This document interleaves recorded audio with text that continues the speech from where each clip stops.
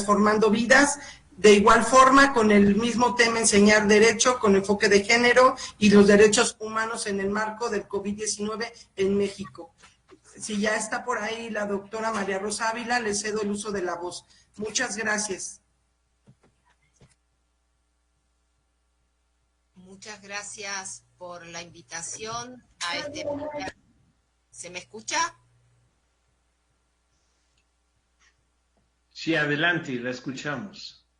Muchas Le gracias. vamos a dar una semblanza de su currículum. Un segundo, por favor.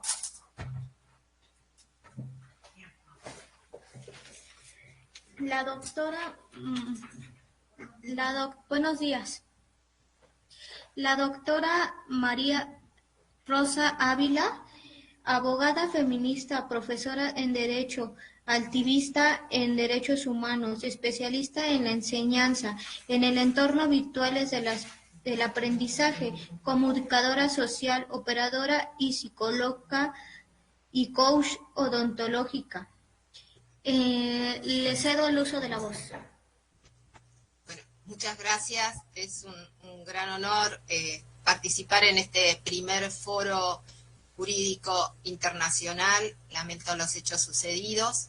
Voy a dar paso a continuar con estas reflexiones y agradecer nuevamente la oportunidad de disertar en este importante y excelente espacio. Yo voy a hablar de cómo enseñar derecho. Es un buen hábito hacerse esta pregunta frecuentemente para quienes somos docentes en estos nuevos entornos en los cuales vivimos. Dar cuenta de ellos, incluirnos, preguntarnos, ¿cómo enseñar derecho? ¿Cómo enseñar derecho en contextos tecnológicos? En síntesis, ¿cómo enseñar derecho en el siglo XXI? Estas preguntas son las que voy a tratar de responder con esta presentación. Desde 2017 desarrollo en un espacio áulico de investigación-acción de enseñanza del derecho que denomino dispositivo 3.0. Está dado sobre una materia de análisis y gestión estratégica de conflictos, cuyo titular es el doctor Calcaterra. El derecho se ha complejizado, especialmente a partir de la década del 90 en la región y para Argentina a partir de la reforma constitucional de 1994. Pero aún siguen perdurando prácticas tradicionales en la enseñanza. Así nos lo dice un investigador relevante como Coloma, que es de Chile. A este escenario se suman las transformaciones y los cambios propios de la sociedad del conocimiento. En medio de una revolución informacional que afecta al derecho, a nosotras, a nosotros como sujetos de este mundo digital, de esta realidad digital. Para repensar la educación superior, en este camino de cambios necesarios, es importante tener en cuenta la acción teórica y reflexiva de los propios docentes, de los juristas, de los investigadores, de las y los profesionales, y en el caso específico de la Facultad de Derecho en Argentina, resulta una excelente síntesis tomar declaraciones del doctor Martín Bomer. Él afirma, los planes de estudios de la Facultad de Derecho, se refiere a Argentina, son casi los mismos que en el siglo XIX. En aquel entonces consistía en que las y los abogados o jueces o juezas conozcan el derecho, es decir, los textos del derecho, en particular los códigos. La idea era saber de memoria esos textos, la Constitución, y eso funcionaba más o menos igual hasta el regreso a la democracia.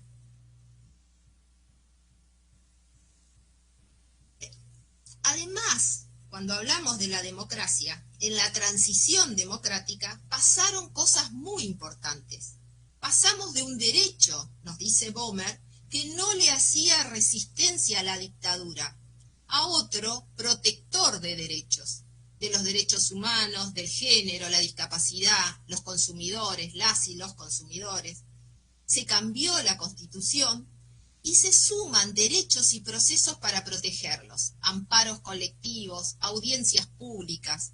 El derecho se hizo mucho más complejo y las facultades están tratando de entender esos cambios y de traducirlos a materiales de estudio y de traducirlos a las currículas.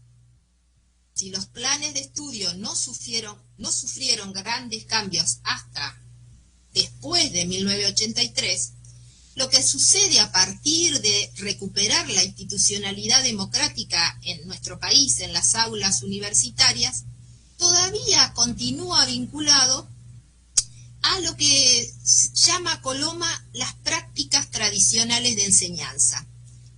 ¿De qué significa? Estamos hablando de las prácticas tradicionales de las clases magistrales. Estas se configuran como un método de enseñanza todavía utilizado en el marco de diferentes materias, en el marco de diferentes disciplinas de la carrera de abogacía, y también en la región. Las razones que expone Coloma para entender este fenómeno de la supervivencia de la clase magistral, él sostiene que hay beneficios desde la certidumbre. Y esa certidumbre lleva a generalizar una resistencia al cambio, tanto en las y los docentes como en las y los estudiantes, por diversos motivos. Podría haber una cuestión de tradición, una cuestión de comodidad del docente con este modelo y con este rol, e inclusive del propio estudiante, ya que implica un recorrido previsible para aprobar la materia. Entonces, la ficción educativa en juego, en este tipo de clases, donde se apuesta a transmitir el saber sin prácticamente intervención de las y los estudiantes, implica que se refleja todavía una relación asimétrica entre los docentes y los estudiantes, bajo la idea, la ficción de estas cajas vacías que se completan con el aprendizaje. Sin embargo, estas clases magistrales como práctica tradicional que aún perdura, se dan en la actualidad en nuevos contextos. En este sentido, se han procurado y se han iniciado procesos de cambios en las facultades, y en nuestra casa de estudio y en la UBA, por ejemplo, con centros de experimentación como CITEP UBA, de alto desarrollo académico. Pero aún cuando existen estos núcleos de experimentación y de formación especializados de alto nivel, siguen, y hay otras experiencias pilotos desarrolladas con mayor o menor sistematicidad, hay una tendencia todavía que aún perdura a la clase tradicional, que se va modificando muy lentamente. Entonces, en Argentina, en 2016, se le pregunta a las universidades de todo el país de qué manera podían ayudar para mejorar la enseñanza del derecho. Y de ese intercambio federal nace un programa de formación de áreas de vacancia en abogacía. Este programa toma en cuenta y entiende estas vacancias, por ejemplo, en materias como ética, mediación, negociación, destrezas para el litigio, gestión judicial. A esto que digamos es importante que se avance y se consoliden estos programas que se han puesto en marcha, le he sumado y estamos tratando de completar estas vacancias con dos componentes en lo que yo llamo el dispositivo de investigación-acción que sostengo desde 2017. El primer componente que incorporamos es el campo de las tecnologías de la información y de la comunicación, en las clases dictadas en forma presencial. Nosotros, la materia se dicta en forma presencial en Derecho en la UBA. Esta presencialidad se mediaba con todos los entornos tecnológicos existentes. Estos componentes para imbricar una nueva forma de enseñar el derecho. Este sería el primer desafío, mediar la enseñanza del derecho con las nuevas tecnologías, con el entorno de TICs. El segundo componente que incluyo, que no estaba ni el primero ni en estas vacancias, es el enfoque de género en la enseñanza de este dispositivo 3.0.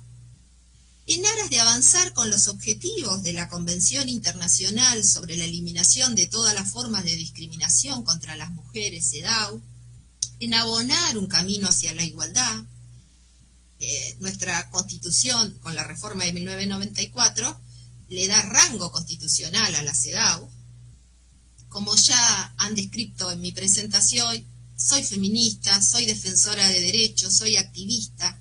Luchamos porque se sancionara la ley de cupos, luchamos porque se sancionara la ley de protección integral para prevenir, sancionar y erradicar la violencia contra las mujeres en todos los ámbitos en 2009, la de femicidio en 2012, logramos la ley de paridad en 2017 y hoy estamos planteando la democracia paritaria.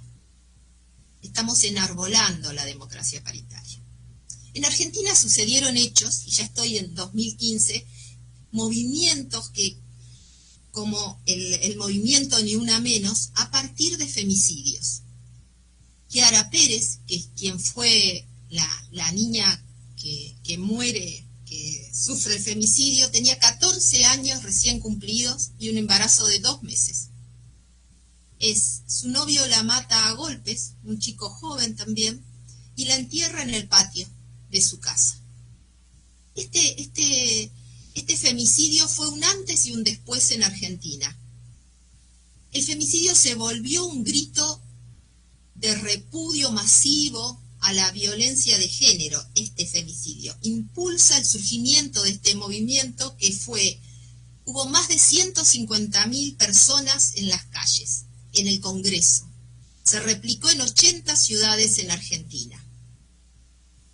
Posterior a este acto político en las calles, a raíz de todos los femicidios que se estaban dando en nuestro país, se sanciona en 2019 la ley Micaela.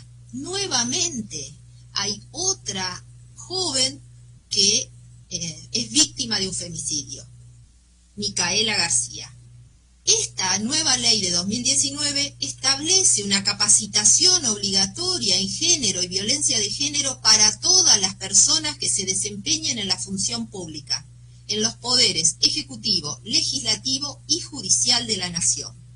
Se llama así en conmemoración de Micaela García. En base a estos dos componentes que sumo a estas vacancias en la enseñanza del derecho, es que avanzo en comentarles esta experiencia de investigación-acción que yo llamo dispositivo pedagógico 3.0. Entonces, ¿por qué dispositivo? Marta Souto nos habla de que la enseñanza siempre supone la selección o creación de dispositivos pedagógicos y define al dispositivo pedagógico como un artificio instrumental complejo. A los dispositivos, nos dice, hay que entenderlos en los procesos de enseñanza y formación desde una perspectiva social y en ese sentido también inmersos en una perspectiva histórica.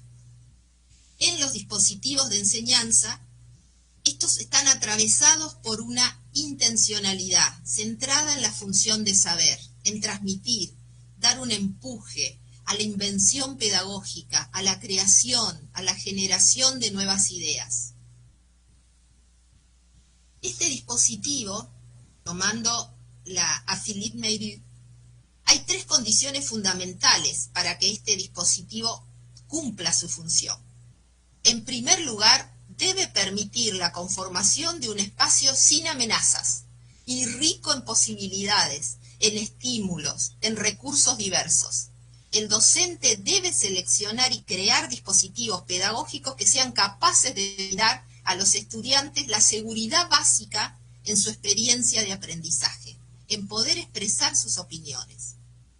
La segunda condición es la presencia del docente, la disponibilidad del mismo para el acompañamiento en el trayecto de aprendizaje de las y los estudiantes. El dispositivo pedagógico 3.0 tiene la intencionalidad de que los estudiantes participen activamente en este proceso con la construcción y aportes de una investigación final, al final de todo el cuatrimestre, de aplicación de los conceptos teóricos a un caso, a un conflicto internacional, regional, relevante. El dispositivo pedagógico tiene dos momentos. Tiene un primer momento donde se realiza todo el abordaje de lo que serían los conceptos del modelo teórico, ¿sí? El dispositivo es el entramado, es el espacio áulico que se construye para aprender la materia de análisis y gestión estratégica de conflicto. Esta materia se aprende en dos momentos. En un primer momento es la parte conceptual, los conceptos basados centralmente en la teoría del conflicto, en el sistema conflicto y en teorías como la información, teoría de las narrativas, de la comunicación, teorías del caos. Y habilidades y competencias blandas, también la oratoria. Pero no solo se promueven los liderazgos tradicionales, es decir, la oratoria como un entrenamiento para todas las y los estudiantes, especialmente las mujeres, que muchas veces tienen mayor timidez para expresar sus opiniones en un espacio áulico. Se trabaja con tecnologías, se trabaja con Netflix, con films, con YouTube, se trabajan con conferencias que estén en internet, se trabaja con correo, con plataformas, se trabaja con música, con tres principios. Hay tres principios que atraviesan lo que yo llamo el dispositivo pedagógico 3.0. El primer principio es incorporar las inteligencias múltiples, y ahí basada en Howard Gardner. La perspectiva de género, el enfoque de género del cual ya hablé, la interseccionalidad en el sentido de prácticas de inclusión. Esos tres principios son transversales para desarrollar el dispositivo pedagógico 3.0. Ellos desarrollan en esta primera etapa trabajos en equipos, trabajos individuales, exposición en todas las clases, lectura de textos y la construcción grupal de cuadros, esquemas, aplicaciones.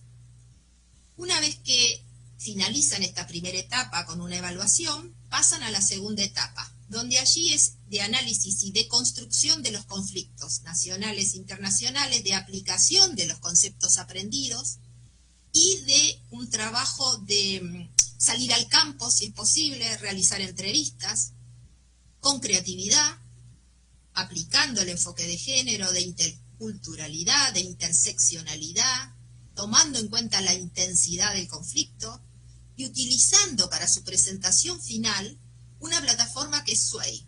En esa plataforma, que es una plataforma donde el trabajo queda siempre en la nube, mediado por esa plataforma, después de toda la investigación que realizan en la segunda parte del cuatrimestre, hacen una defensa y justificación oral del trabajo.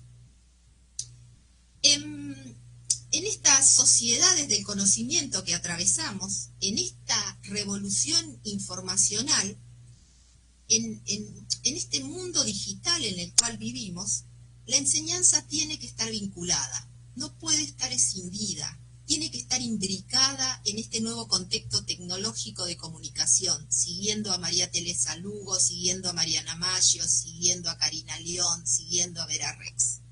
Y en estos meses, además, adecuada a la pandemia que transitamos.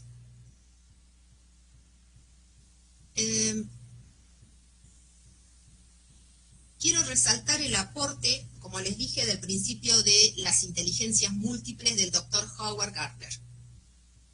Son estas 8 habilidades cognoscitivas: inteligencia lingüística, lógico-matemática, cinético-corporal, musical, espacial, naturalista, interpersonal e intrapersonal.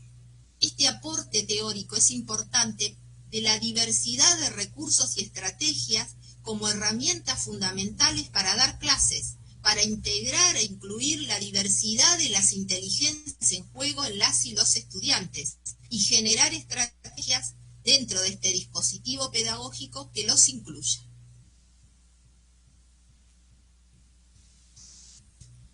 Sigue siendo relevante el principio de inclusión. Es un principio que exige estar vinculado, estar atento a las brechas, estar atentos a las vulnerabilidades, a tratar de ver en qué medida la interseccionalidad de estas vulnerabilidades puede ser una brecha que impida la continuidad de las y los estudiantes en las materias. En la actualidad vivimos en esta revolución que afecta y cambia nuestras prácticas, nuestras costumbres, nuestros hábitos, nuestra vida social, cultural, por lo cual no podemos eludir, sino prestar atención al impacto que tiene en las y los estudiantes, ahora sumado al COVID-19. Considerar especialmente este nuevo medio tecnológico a partir de Internet y los cambios tangibles en nuestras vidas, académicas y cotidianas, en nuestra vida profesional y personal, en la formación y en la actividad docente. Maggio nos dice, prepararnos para la docencia implica reconocer estas transformaciones permanentes que atraviesan tanto los campos que son objetos de nuestra enseñanza, como a los sujetos que son nuestros estudiantes y a nosotros mismos. Internet es un camaleón, es el primer medio que puede actuar como todos los medios. Puede ser texto, audio, video, todos los anteriores, es no lineal. Por ejemplo, la revolucionaria convención del hipertexto.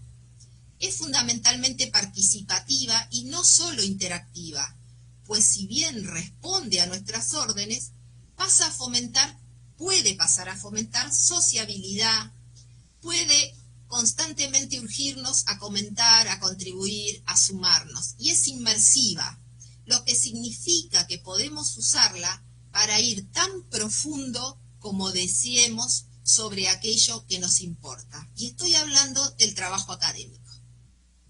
Maggio nos propone una nueva práctica docente. Impulsar en las clases actividades para que la enseñanza, el aprendizaje alcance un nivel más complejo. En el curso realizo un cuestionario sobre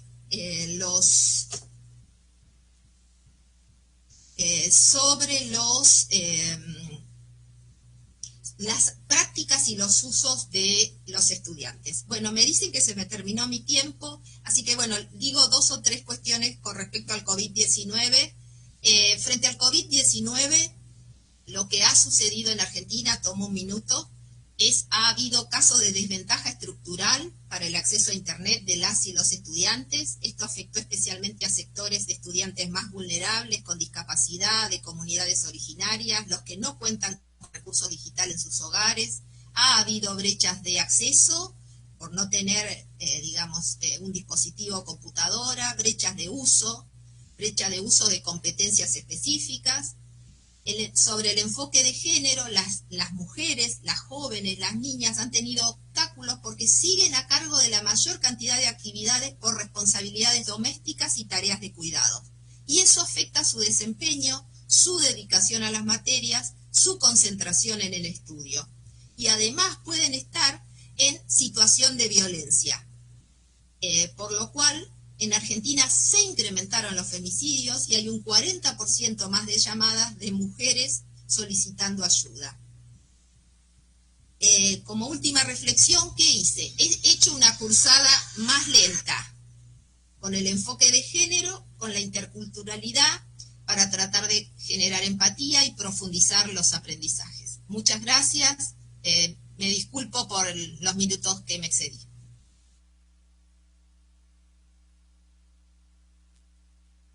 Doctora, la licenciada Liliana Suara le refiere que está completamente de acuerdo con la forma de educación pedagógica en vista de que la vida actual nos vincula con la gente de todo el mundo. Ir de la mano con la tecnología es vital. Refieren que es excelente su ponencia, que fue un placer y que este tema da accesos a más temas de análisis sobre la educación y lo que estamos viviendo en la actualidad y lo que seguiremos viviendo si no cambiamos y empezamos desde nuestros hogares. Muchas gracias, me disculpo de nuevo por el tiempo.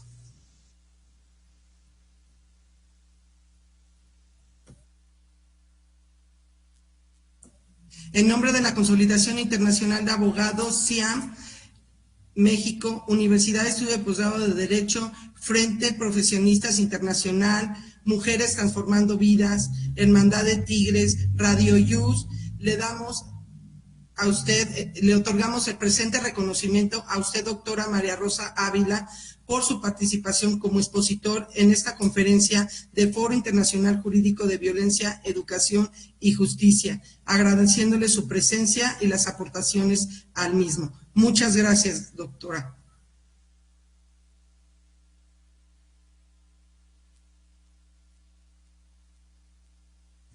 Gracias a todos ustedes.